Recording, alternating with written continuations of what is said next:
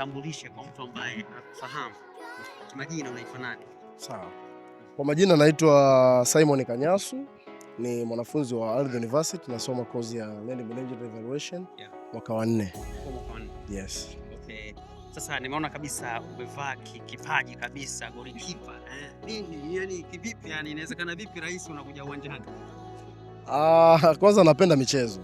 Kwanza napenda michezo, lakini pia napenda kuongoza kwa mfano. Kwa hiyo kuwa mimi uwanjani leo hii najua nitawainspire watu wengi, nitawafanya vijana wengi, wanafunzi, wapenda michezo wapate hamasa sasa ya kuona michezo ni sehemu ya ajira, michezo ni sehemu ya uongozi, michezo ni sehemu ya jamii yetu. Kwa hiyo napenda michezo, lakini pia natamani kila mmoja apende michezo kwa afya yetu na kwa umoja wetu. Ukiachana na kupenda michezo, vitu gani vingine ambavyo yani wewe ni mtu wa namna gani? Vitu gani vingine ambavyo unavipenda sana?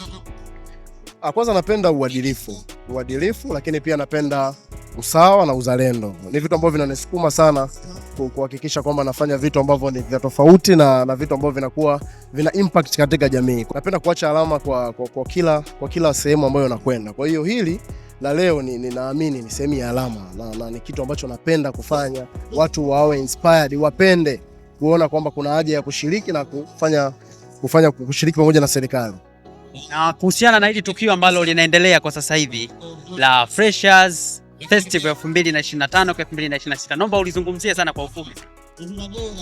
Freshers 2025 na 26 kwa mwaka huu ambao mimi nikiwa kama kiongozi mkuu wa serikali ya wanafunzi, ni kwamba nilitamani kufanya kitu kwa ajili ya umoja, lakini kwa ajili ya chuo kikuu Ardhi. Kwa hiyo tumeamua kufanya vyote vitu ndani, tumewakaribisha vijana ndani, na tuliona katika tournament hizi na katika tamasha hili tuazimishe pia masuala mbalimbali ambayo yatakuwa na uhusiano na jamii yetu inayotuzunguka, ikiwemo michezo na vitu vingine.